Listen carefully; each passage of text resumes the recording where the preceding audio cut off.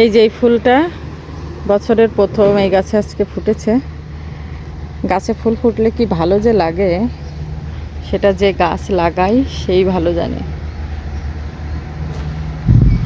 ইটালিতে তো বেশিরভাগ টাইমটাই শীতের যায়, তো যেহেতু উইন্টার সিজনটাই বেশি লম্বা, গাছগাছালি লাগানো খুব একটা হয় না। আর গাছ শখ করে লাগালেই বা কী, ওইরকম ঠান্ডায় তো আর গাছ বাঁচেও না। তো গরম আসার শুরুতেই শুরু করে দিয়েছি গাছগাছালি লাগানো, কিন্তু কেন জানি না সব কিছু লাগাচ্ছি ঠিকই, আমার যে পরিমাণ ভালো হবে আশা করেছিলাম। ফুল গাছগুলো মোটামুটি ভালো হয়েছে, কিন্তু কিছু মরিচের গাছ টাছ লাগিয়েছি সেগুলো কিন্তু খুব বেশি একটা ভালো হয়নি। কেন জানি না, মাটির দোষ নাকি গাছের সমস্যা সেটা ঠিক বুঝতে পারছি না। আর এই যে এই গাছটাই, জবা গাছটা আমি বাংলাদেশ থেকে নিয়ে আসছিলাম। সে আমার মায়ের হাতের গাছ এটা। আমার মা যে বছর 2019 সালে, আমার মা তো মারা গেছে, তো যখন শেষবার গেছিলাম 2019 সালে, তখন আমার গাছটা আনা। তাহলে কয় বছর হয়ে গেছে, গাছটা বেশ 6-7 বছরই তো হয়ে গেল। তো গাছটা এনে পরে বেঁচে আছে দীর্ঘদিন, এটাই আমার বড় পাওয়া। আর আজকে দুপুরবেলায় আবার এই যে মেয়েকে রেডি করে আবার দিয়ে আসতে যাব। দুপুরবেলায় মোটামুটি রান্নাবাড়া শেষ করে নিয়েছি। গরমেতে একটু মাছের তরকারি, একটু ভাজি, ডাল এগুলো করেছি। আর এখন মেয়েকে রেডি করছি। মেয়ের যে 2 সাইডে চুল বেঁধে বিয়েনি করে তারপরে আবার খোপা করতে হবে। ওদের ডান্সের আজকে হচ্ছে ফাইনাল, কালকে হয়ে গেছে ফাইনাল প্রোগ্রাম, তার একটা পার্ট আবার আজকেও আছে। কেন জানি না একই অনুষ্ঠান আজকে পরপর 2 দিন করছে কেন, হয়তো ওদের টিকিট বিক্রি করার কোনো আছে কি না আমি ঠিক বুঝলাম না, একই অনুষ্ঠান 2 দিন কেন করবে। তারপরে আজকে আবার দিতে যাচ্ছি, আর টিকিট তো আজকেও কাটতে হয়েছে, যেহেতু মেয়ে যাচ্ছে আমাকেও যেতে হবে। তো আজকে যে চুল কালকেও এভাবে বাঁধতে হয়েছিল, আজকেও এইভাবেই বেঁধে দিতে হচ্ছে।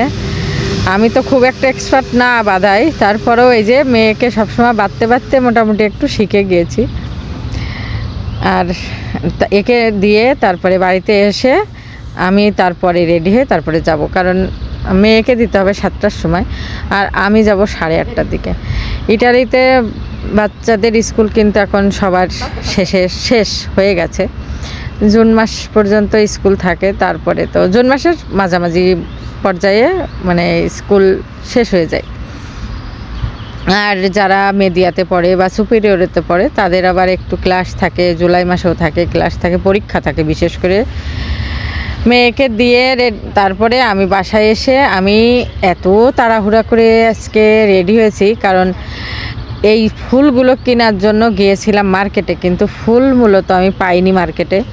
তারপরে তাড়াতাড়ি বাড়িতে এসে আমি আমার নিজ গাছে যে ফুল ছিল সেইগুলোর থেকে একটু তুলে একটা ফুলের তোড়া কোনো রকম তৈরি করেছি মেয়েকে দেওয়ার জন্য। যেহেতু অন্যান্য মারাও নিয়ে আসে, তো আমারও তো একটু নিয়ে যাওয়া উচিত। তো গিয়েছিলাম মার্কেটে খুঁজতে, কিন্তু আমার একটু মার্কেটে যেতেই দেরি হয়ে গেছে, যে জন্য আমি আসলে সুন্দর দেখে একটা ফুলের তোড়া কিনতে পারিনি। এটা আমার খুবই আফসোস হচ্ছে। তারপরে মেয়ের জন্য আমি অন্য কিছু গিফট কিনেছি, আর এই ফুলের তোড়াটা আমি নিজে বানিয়ে নিলাম। কি করার, কিছু আসলে করার নেই। তারপরেও বাড়িতে গোলাপ ফুল ছিল, সাদা, লাল, আর ওই যে এই ফুলটার নাম জানি না আমি, তো নিজে বানিয়ে নিয়েছি। এরপরে এই যে গাড়িটা পার্কিং করলাম আমাদের পুরানো বাসার সামনে। সত্যি কথা বলতে কি জানেন না, আমার অলরেডি 10 মিনিট লেট হয়ে গেছে। আমি এত দ্রুত যাচ্ছি, মানে আমার মনে হচ্ছে যে আমি বেশি দূরে কিন্তু না, কিন্তু মনে হচ্ছে আমি সেই জায়গাটা কখন খুঁজে পাবো, আর এত দ্রুত যাওয়ার চেষ্টা করছি আর কি। আর এসে দেখছি অনুষ্ঠান অলরেডি শুরু হয়ে গেছে। যদিও কালকের দেখা অনুষ্ঠান, তারপরেও আসতে দেরি হয়ে গেছে, বাইরে কেউ ছিল না, নিজের কাছে একটু বিব্রত লাগছিল।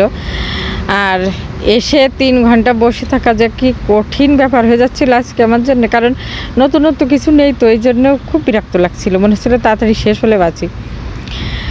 তো এই যে আমার মেয়ের গ্রুপটা এই যে স্টেজে এখন আপাতত আছে। তবে ওদের পোশাকে যে একসাথে পোশাক পরায়, একই রকম সাজায়, এগুলো দেখতে বেশ ভালোই লাগে।